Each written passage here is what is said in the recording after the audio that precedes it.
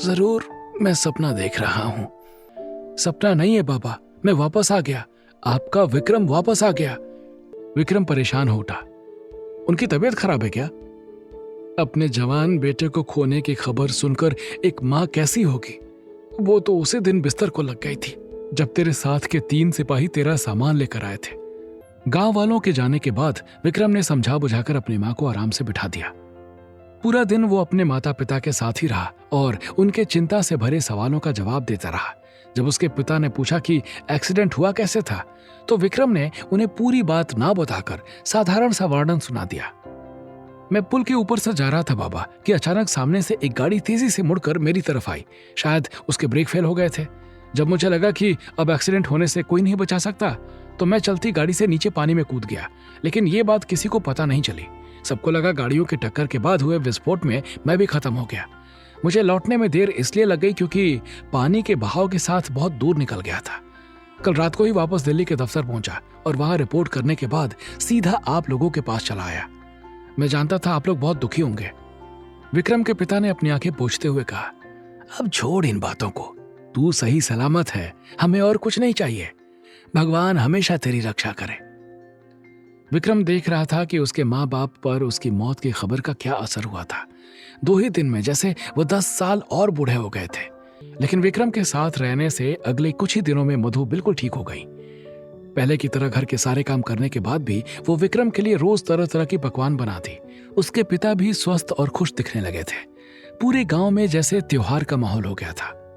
रोज शाम को गांव के बीचों बीच बने पीपल के पेड़ के नीचे बैठकर सब लोग इस चमत्कार के बारे में बात करते। करीब 1 हफ्ते बाद विक्रम के लौटने का समय आया। मधु के चेहरे पर घबराहट छाने लगी। उसने अपने बेटे से कहा, दिल्ली जाना जरूरी है क्या? वहां इतना खतरा है, कितनी तेज गाड़ियां आती जाती हैं। तू पहले की तरह बॉर्डर पे नहीं रह सकता। अपनी पत्नी के भोलेपन पर विक्रम के पिता हंस पड़े। एक सैनिक की मां होकर तुम कैसी बातें कर रही हो? मधु ने डरते हुए कहा, अगर इसे फिर से कुछ हो गया तो? विक्रम के पिता ने गर्व से अपने बेटे की तरफ देखा। हमें तो खुश होना चाहिए कि हमारा बेटा देश की रक्षा कर रहा है। फौजी कभी खतरे से दूर नहीं भागता, वो खतरे का डटकर सामना करता है। इसलिए हम तुम अपने घरों में चैन की नींद सोते हैं। विक्रम ने मुस्कुराकर दोनों को आश्वासन दिया, आप लोग फिक्र मत कीजिए, मुझे कुछ नहीं होगा। निकलने से पहली रात विक्रम के पास एक फोन आया। हेलो विक्रम, मैं ब्यूरो के ऑफिस से बोल रहा हूँ। तुम कल सुबह की ट्रेन से निकल रहे हो ना? पठानिया सर ने कहा है दिल्ली की ट्रेन मत लो, जम्मू एयरपोर्ट जाना। वहां काउंटर पर तुम्हारे नाम का टिकट मिल जाएगा। 11 बजे की फ्लाइट है। ठीक है, मैं कल दोपहर तक दिल्ली पहुंच जाऊंगा। फोन रखने के बाद विक्रम ने सोचा शायद कोई मिशन है, इसलिए पठानिया सर फ्लाइट से बुला रहे हैं। अपने माता पिता से विदा लेकर विक्रम सुबह 6 बजे की ट्रेन से जम्मू के लिए निकल गया। एयरपोर्ट के काउंटर पर अपना आइडेंटिटी कार्ड दिखाकर उसने अपने नाम की टिकट ले ली। फ्लाइट से पहले उसके पास काफी वक्त था। विक्रम ने इधर उधर देखा। एयरपोर्ट ज्यादा बड़ा नहीं था। काफी सारा हिस्सा पैदल चलने वालों के लिए था। एक तरफ कुछ खाने पीने की दुकानें बनी थीं और दूसरी तरफ एक लंबे हिस्से में बड़ा सा स्टोर बना था। वहां किताबें, खिलौने, चॉकलेट के अलावा देश भर की मशहूर और प्रचलित चीजें और कपड़े मिल रहे थे। विक्रम स्टोर में जाकर सामान देखने लगा। उसकी नजर एक खूबसूरत से दुपट्टे पर पड़ी। गहरे नीले रंग के दुपट्टे पर छोटे छोटे सितारे चमक रहे थे।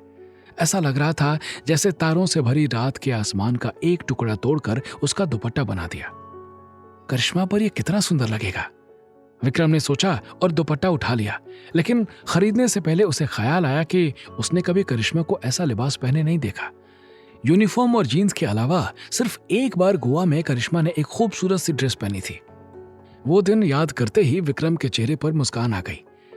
करिश्मा ने कहा था कि वो दोनों पति पत्नी बनकर वहां रह रहे थे। सुनने में ये सपने जैसा था।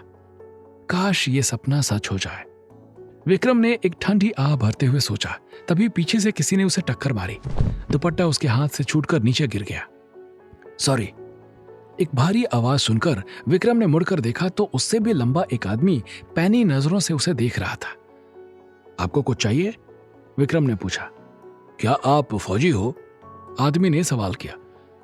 बाकी फौजियों की तरह विक्रम भी हमेशा वर्दी की जैकेट पहनकर सफर करता था, लेकिन आज उसने अपनी मां के हाथ का बुना स्वेटर पहन रखा था, इसलिए देखकर कहना मुश्किल था कि वो सेना में है। शायद उसके डील डॉल को देखकर आदमी ने ऐसा सवाल पूछा था। विक्रम ने हाँ में सिर हिला दिया और दुपट्टा वापस रखकर आगे बढ़ गया। वो कुछ ही दूर गया था कि सामने से तेजी से आता हुआ एक आदमी उससे टकरा गया। आदमी के हाथ में पकड़े ग्लास से सारी चाय विक्रम के ऊपर बिखर गई। उसने शर्मिंदा होकर बार बार माफी मांगी और कहा कि वो साफ कर देगा, लेकिन विक्रम उसे मना करके बाथरूम में चला गया। रुमाल गीला करके उसने अपने स्वेटर को अच्छी तरह साफ किया। दाग मिटाने के बाद चैन की सांस लेकर विक्रम मुड़ा ही था कि पीछे से एक मजबूत हाथ ने उसे जकड़ लिया और दूसरे हाथ ने उसकी नाक पर कपड़ा रख दिया। तेज क्लोरोफॉर्म की गंध से विक्रम 1 सेकंड में बेहोश हो गया। विक्रम को बेहोश करने वाला वही आदमी था जो दुकान में उससे टकराया था। उसने सिर हिलाकर चाय गिराने वाले आदमी को इशारा किया और बाथरूम के बगल में बने दरवाजे को खोलकर विक्रम को अंदर घसीट लिया। लंबे आदमी से इशारा पाते ही दूसरे आदमी ने फोन मिलाया। वो हमारे कब्जे में है। दूसरी तरफ से जवाब सुनने के बाद उसने कहा, जैसा आपने बताया था वैसी वर्दी नहीं पहनी थी, लेकिन तस्वीर की वजह से हमें शक हुआ तो आकाश ने उससे पूछा कि वो फौजी है क्या। उसने हाँ बोला तो हमें पक्का हो गया यही हमारा आदमी है। आगे के निर्देश सुनने के बाद उसने कहा, हो जाएगा, और फिर फोन काट दिया। अपने चारों तरफ देखकर जब उसे यकीन हो गया कि आसपास कोई नहीं है तो वो भी उसी रास्ते से अंदर चला गया जहां से उसका साथी बेहोश विक्रम को लेकर गया था। करिश्मा सुबह से ब्यूरो के ऑफिस में विक्रम का इंतजार कर रही थी। जब शाम तक भी वो नहीं लौटा तो वो पठानिया के ऑफिस में गई। विक्रम आज ही वापस आने वाला था ना, अभी तक आया क्यों नहीं? क्या आपने उसकी छुट्टी बढ़ा दी है? उसने अपने भाई से पूछा। हाथ में पकड़े पेन को एक तरफ रखकर पठानिया ने लंबी सांस ली, फिर धीरे से सिर उठाकर करिश्मा को देखा। सारे काम छोड़कर तुम सिर्फ विक्रम के लिए यहां बैठी हो? अचानक ऐसी बात सुनकर करिश्मा का चेहरा लाल हो गया। ये क्या कह रहे हो भैया? मैं तो यूं ही पूछ रही थी। पठानिया ने गहरी नजर अपनी बहन पर डाली। शायद तुम्हें अब विक्रम का ख्याल छोड़ देना चाहिए। करिश्मा की आंखें फटी की फटी रह गई। क्या मतलब? क्या हुआ विक्रम को? आप मुझसे कुछ छुपा रहे हो? अपने माथे को रगड़ते हुए पठानिया ने कहा, तुम हमेशा से बहुत अच्छी एजेंट रही हो करिश्मा। मुश्किल से मुश्किल मिशन तुम्हारी वजह से पूरे हो सके। बहुत बार तुमने अकेले ही खतरनाक दुश्मनों का सामना करके उन्हें हराया है, लेकिन विक्रम की मौत की खबर ने जिस तरह तुम्हें तोड़ दिया था, मुझे लगा तुम उस सदमे से कभी बाहर नहीं आ पाओगी। विक्रम के अचानक वापस आने से मैं भी बहुत खुश था, लेकिन उसके घर जाने के बाद जब मैंने इस बारे में सोचा तो एहसास हुआ कि तुम्हारे और विक्रम जैसे बहादुर और काबिल एजेंट्स को अपने दिल और एहसासों के हाथों मजबूर नहीं होना चाहिए।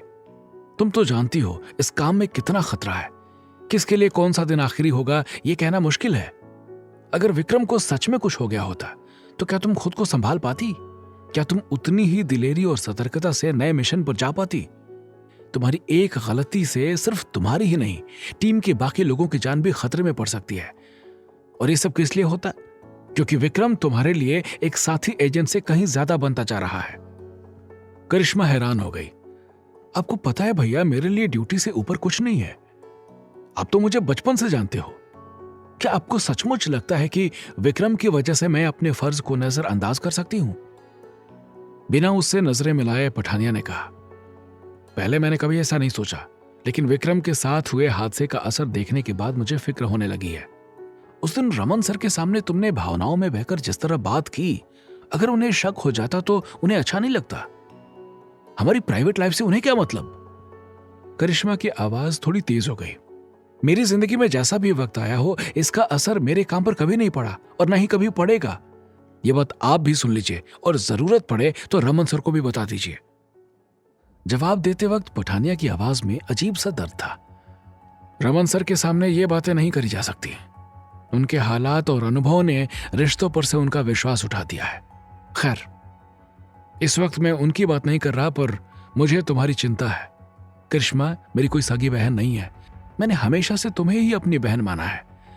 जब तुमने विक्रम में दिलचस्पी दिखाई तो मुझे बहुत खुशी हुई थी, लेकिन पिछले 1 हफ्ते से इन सब के बारे में सोचकर मैं इसी नतीजे पर पहुंचा हूं कि तुम्हारा और विक्रम का साथ ठीक नहीं है, खासकर अब जब वो शायद यहां नहीं आएगा। यहां क्यों नहीं आएगा? करिश्मा चौंक गई।